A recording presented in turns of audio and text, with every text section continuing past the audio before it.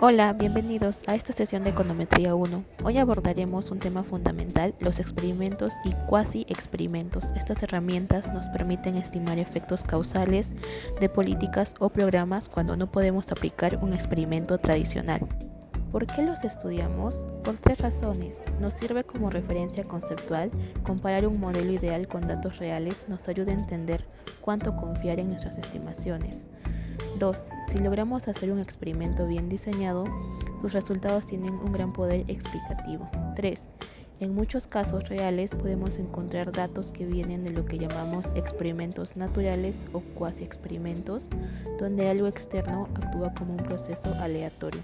Algunos ejemplos pueden ser: ¿qué impacto tiene asistir a un curso de capacitación laboral en el salario? ¿Qué efectos tiene un programa de alfabetización en zonas rurales? Para responder estas preguntas usamos las herramientas que veremos hoy. Tenemos variable respuesta y efecto causal. Cuando hablamos de casualidad usamos el concepto de variable respuesta, también llamada resultado potencial. Es el resultado que una persona tendría si recibe un tratamiento y también el resultado que tendría si no lo recibe. Pero aquí hay un problema, solo podemos observar uno de esos dos resultados, nunca ambos al mismo tiempo. Por eso, en lugar de centrarnos en el efecto causal de un individuo, que es imposible de observar, estimamos el efecto causal promedio en la población. Este efecto se puede estimar de forma confiable si el experimento se asigna al azar y si se cumplen ciertas condiciones estadísticas. Tenemos también el experimento aleatorizado ideal. Es un experimento ideal. Seleccionamos personas al azar desde una población. Luego las asignamos también aleatoriamente al grupo de tratamiento o al grupo de control.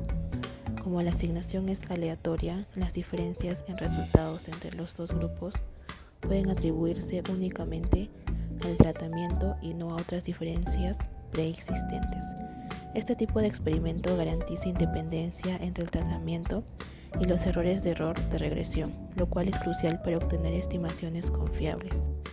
También tenemos los métodos econométricos aplicables. En un experimento bien diseñado podemos usar herramientas econométricas para analizar los datos. El estimador más básico es la diferencia de medias entre los grupos tratado y control. Eso equivale a una regresión con una sola variable binaria, pero podemos mejorar el análisis incluyendo variables adicionales como edad, sexo, educación u otras. Estas variables pueden reducir la varianza del estimador y mejorar la precisión sin introducir sesgo, siempre que se mantenga la aleatoriedad. Incluso podemos introducir funciones no lineales o interacciones entre variables para capturar efectos más complejos. Ahora tenemos las amenazas de la validez interna. Aún en un experimento pueden surgir problemas que afecten su validez interna, es decir, la validez del efecto causal dentro de la población estudiada. Por ejemplo, el tratamiento no se asigna de forma realmente aleatoria. Algunos individuos no cumplen con el protocolo asignado, tal vez estudiantes que no asisten al curso aunque fueron asignados.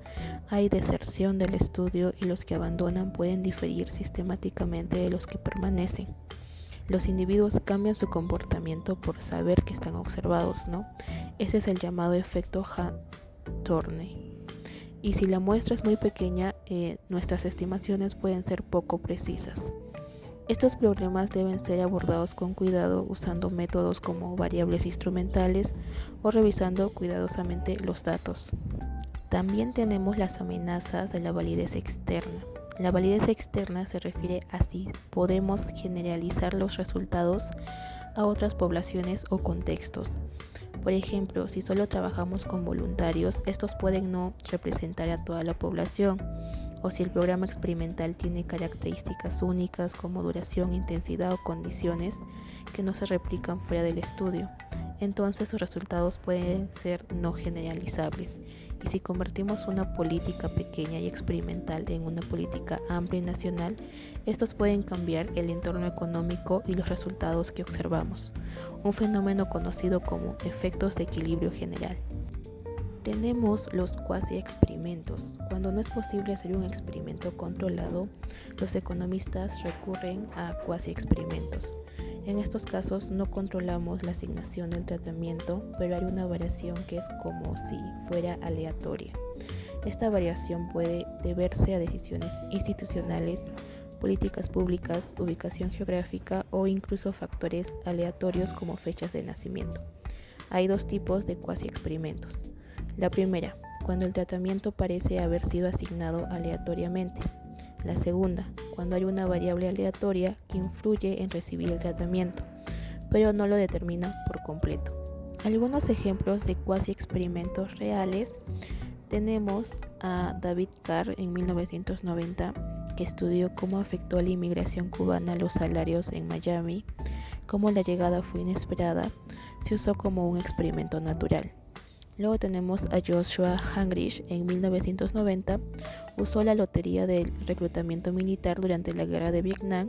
Sobre algunos hombres fueron llamados según su fecha de nacimiento. Esto se usó para estimar el impacto del servicio militar sobre los ingresos. Siguiendo, tenemos diferencias en diferencias o DIT.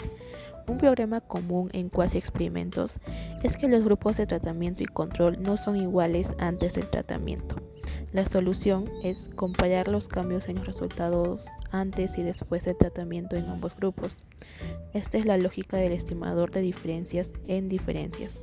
Por ejemplo, si los salarios en Miami y en otras ciudades eran diferentes desde antes, lo que nos importa es cuánto cambiaron después de la llegada de los inmigrantes, no sus niveles absolutos.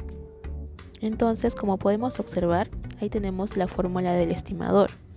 Luego ahora vamos a hacer el estimador DIT con regresión, como se puede observar también en el video. Aquí es donde la diferencia entre el resultado post-tratamiento y pre-tratamiento para cada individuo.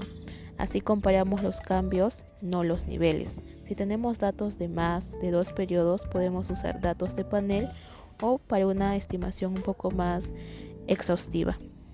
Tenemos instrumentos y regresión discontinua. Otras técnicas es el uso de variables instrumentales. 6. Si tenemos una variable que afecta a la probabilidad de recibir tratamiento, pero no el resultado directamente, y que es aleatoria condicionalmente, podemos usarla como instrumento para estimar el efecto causal. La regresión discontinua también es útil. Si un tratamiento se otorga solo si una variable supera un umbral, podemos compararla a los individuos justo por encima y por debajo de ese umbral. El salto en los resultados nos da una estimación de efecto causal.